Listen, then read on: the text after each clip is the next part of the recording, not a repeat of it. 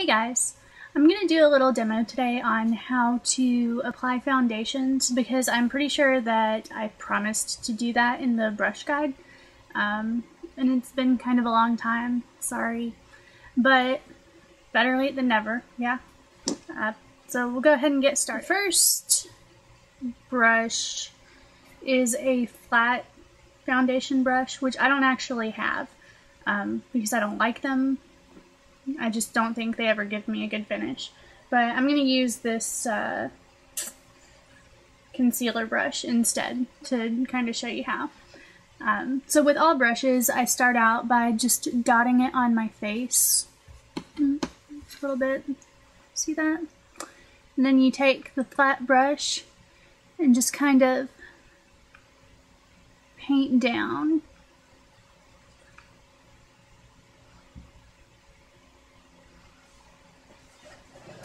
And I'll get real close up here.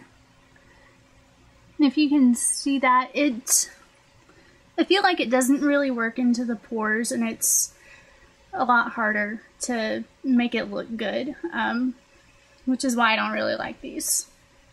But if you have sensitive skin, it can be good, or if you don't have issues with your skin texture, or if you have peach fuzz, it can kind of make that not show up as much. Next up, we've got the good old stippling brush, which is a big favorite for a lot of people. It gives a little bit of a sheer coverage. So just dot that on there. What you do is kind of tap it down, pretty firmly so you get to the shorter hairs, and that sort of spreads it out and gives you your coverage. And then just lightly buff in circles, touching just the longer hairs to your face, and that smooths it out a little bit.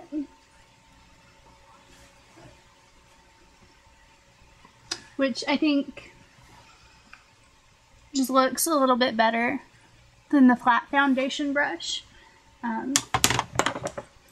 But it still doesn't cover pores completely, and the coverage is a little bit more sheer. So again, it's a thing you can use, but it's not what I use. Next up, we have flat top foundation brushes, which these are nice. You can use them with either liquid or powder, and it's just a little bit more dense than the stippling brush, and all of the hairs are the same length. Gives you a little bit better coverage. And so what I do with these is just dot it on, take the flat part, and just dab it on like that. And this gets down into the pores a little bit better, and it doesn't pull up flakes if you have dry skin, which is really nice. My skin isn't dry right now, but during the winter it was awful. Probably one of the main ways that you see foundation be applied is with a buffing brush, which is a really dense, slightly, mostly flat but slightly rounded brush head, and you use that in a circular motion. So what you'll do is just go in circles and spread the foundation around. If you have pores that need to be covered like I do, you can go in both directions, and that'll really work the foundation just down into the lower points if your skin has a lot of texture. And the last tool that I use sometimes for foundation is a blending sponge. This one's kind of gross because I've had it for a while. The Beauty Blender is the one that people really kind of lose their minds over. I don't have it just because I can't make myself pay that much for a sponge. I'm a little bit skeezed out by sponges, honestly, because I feel like I can never get them all the way clean. And so I end up throwing them away after a month, maybe. So I prefer the $6 one from Walgreens versus the $20 one from Sephora. Call me crazy.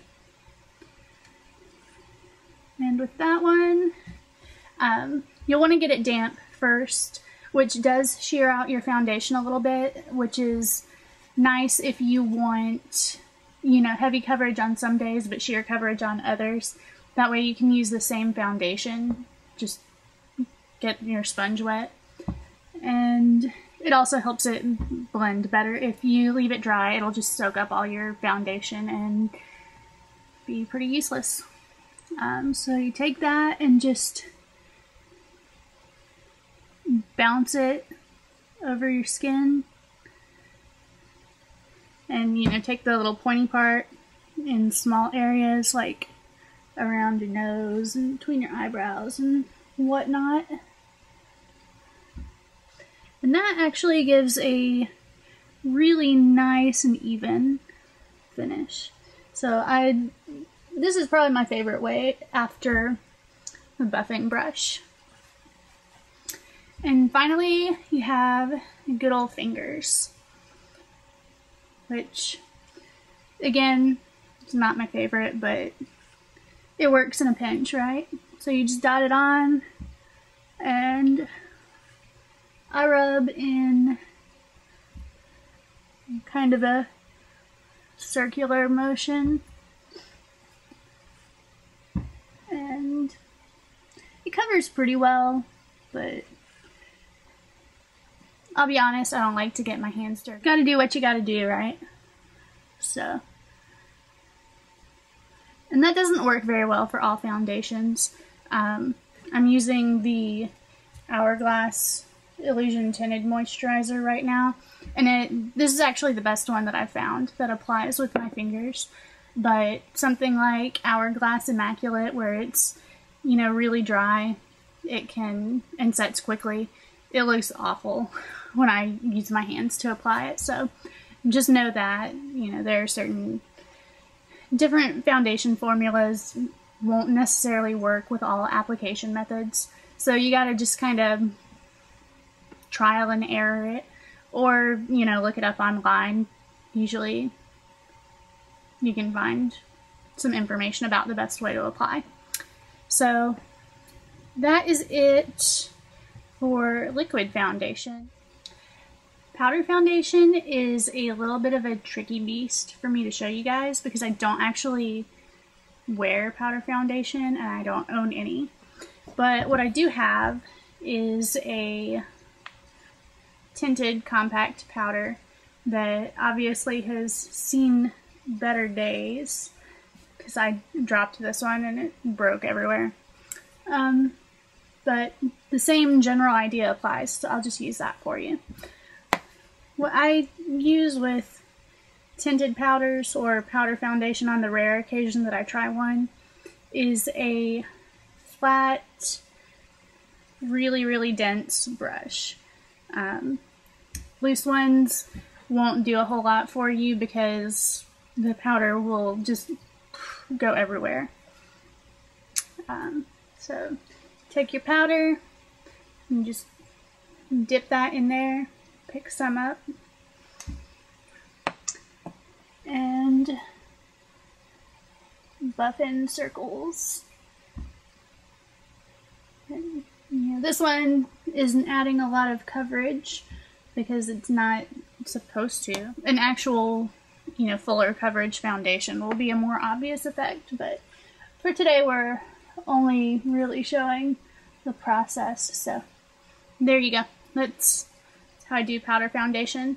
So that is your super quick tutorial on different ways to apply foundation and the tools to use it. If you have any questions or if you want to share your tips on how you apply foundation, put them in the comments and I'll see you later. Bye.